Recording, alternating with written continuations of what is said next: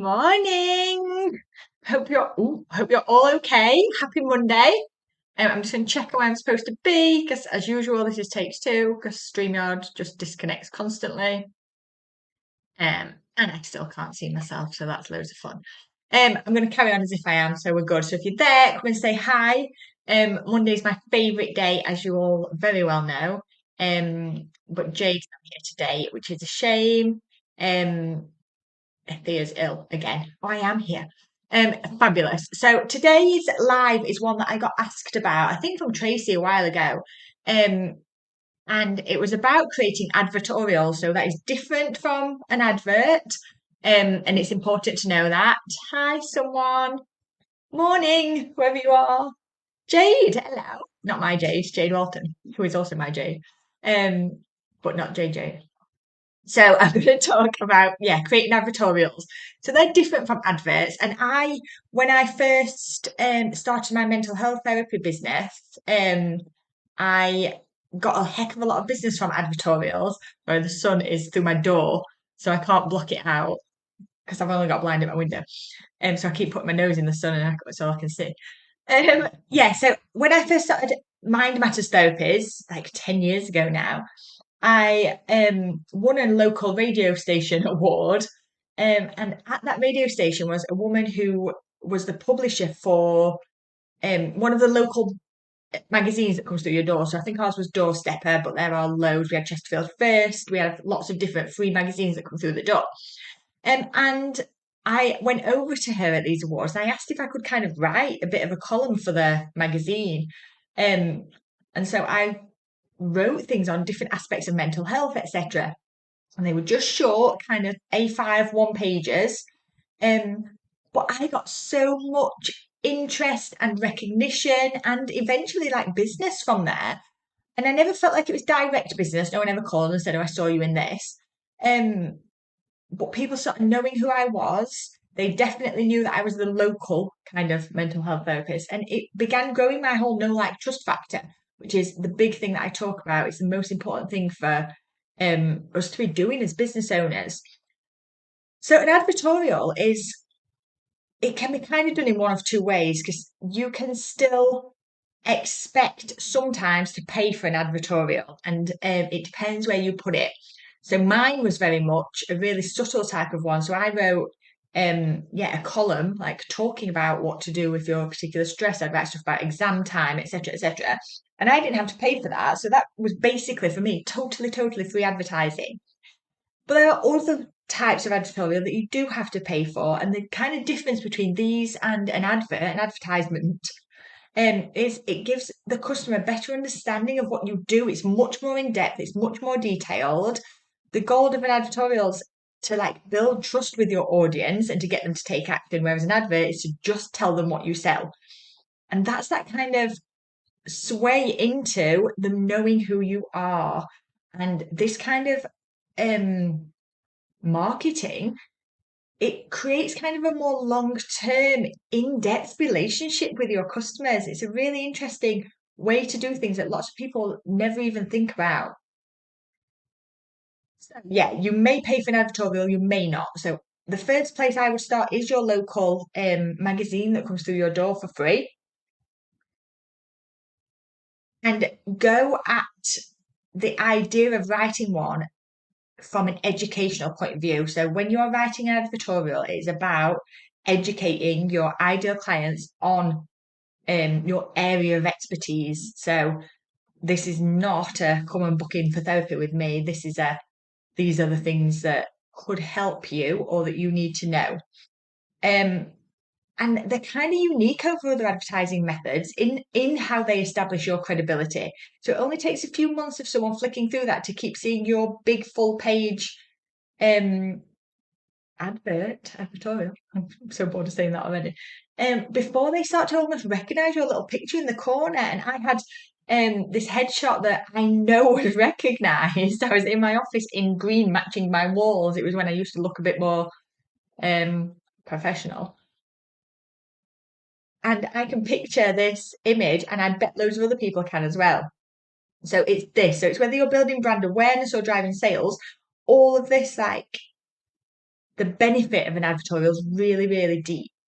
And so they can take the form of something like a full page advert. Um, and these are typically in magazines, even newspapers. One good way to see what's around in your area is like we have the local council office and they have almost a wall in the back. It's in the leisure centre. They have a wall in the back with all of the local leaflets and magazines and stuff in there. So go and have a look what is in there. The doctor's surgeries and things and the libraries, they often have piles of the local marketing stuff.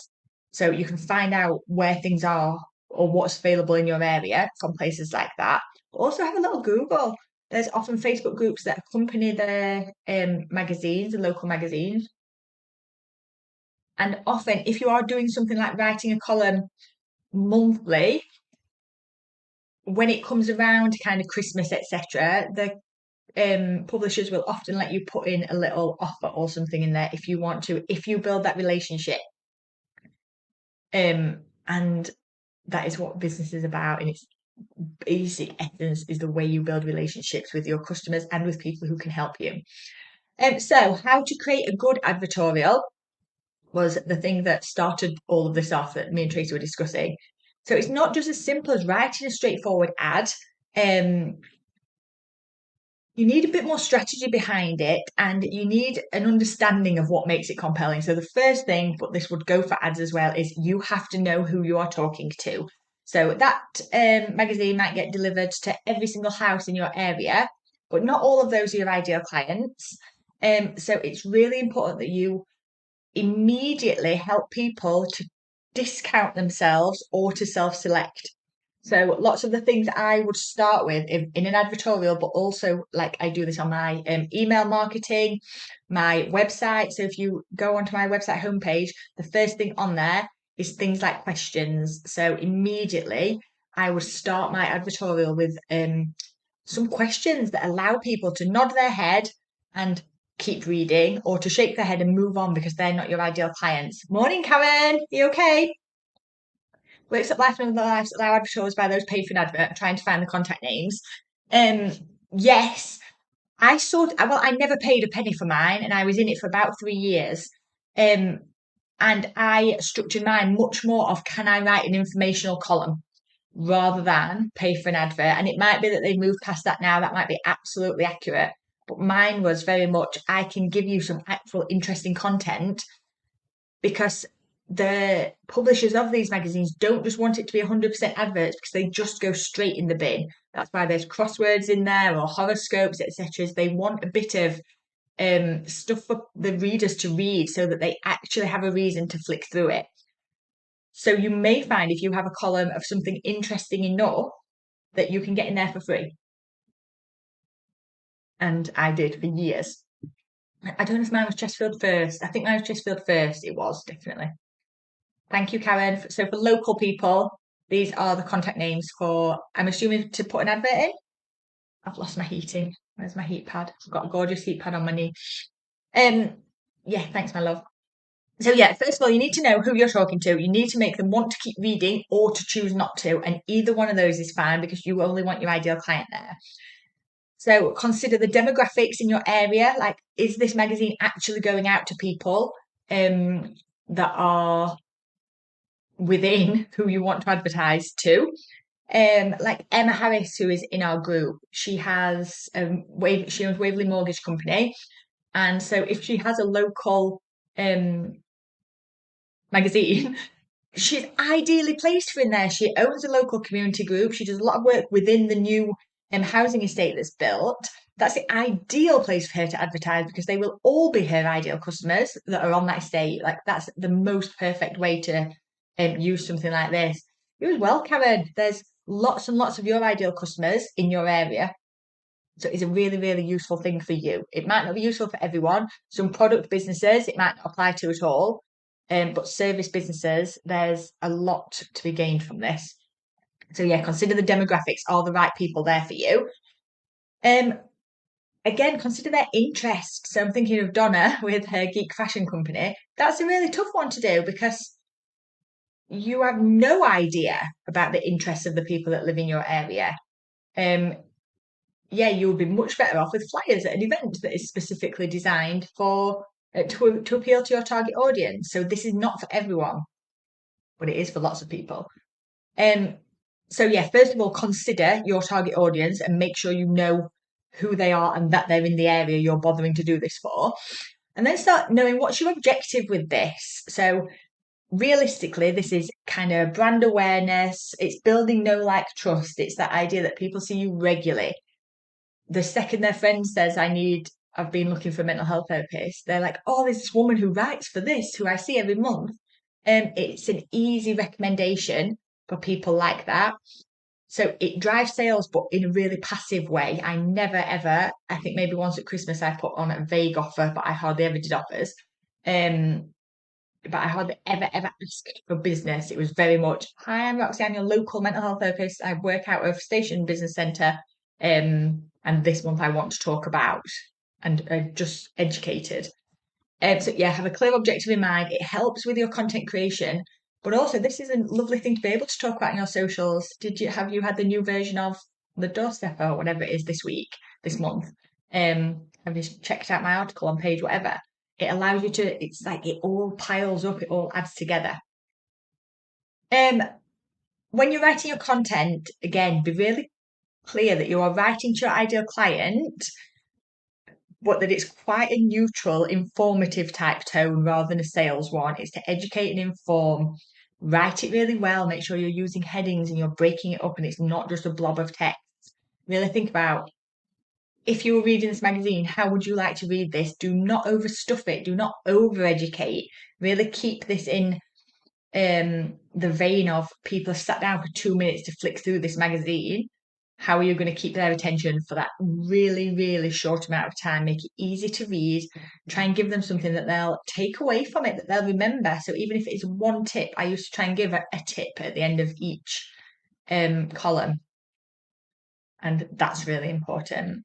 And then at the end, if you have something, do a call to action. So again, your call to action might be your tip. So it might be that you say, right, at the end of this, I want you to go away and practice this every day until I see you again next month, and give them something to do. Some of your call to action might be, come and get your free download from my website and start pulling them into your ecosystem. Like it might be sign up for service, but it's like, can you give them something to take away from that, something to do? Right, Karen says, yes, they're the sales people for Works at Life and potentially other Life magazines. So thank you for that, my love. Have you approached them yourself? Right, any questions? Let me know. There's a few of you meeting today. So for our Mastermind Magic Cohort 1, I think you guys have arranged a morning meetup, which is just gorgeous to see since we don't start till May. On Thursday this week, if you are local to me, we've got Finding Your Ideal Customer or Ideal Client course running in Clown. It's free to book on. It is a really, really good course. This is the one that I always come back to when I talk about anything is, are you talking to the right people? So if you're not booked on that yet and you want to, drop me a message or it's on Eventbrite. But it is a really, really good course. It's really good to talk about this stuff because we often think that we know who our ideal client is and then we don't talk to them. So there's that. There's the monthly lunch on Thursday. It might well be booked up now. And then next Monday, we are co-working. So for lots of you, I will see you next Monday. But I'm definitely seeing some of you on Thursday as well. All right, if you watch this on replay, give me a hashtag replay and let me know. And if you've got any questions, as always, put them in the comments and I will answer them as soon as I can. All right, lovelies, have a fab week. Monday's my favourite. I've got so much to do today, but loads of it's exciting. If you asked about the Social B course, I will finalise venues today. I was chasing them on Friday and they didn't get back to me. I will finalise venues today and get you a booking link up for that as well. All right, have a gorgeous day and I will see you all next Monday at the same time. Bye.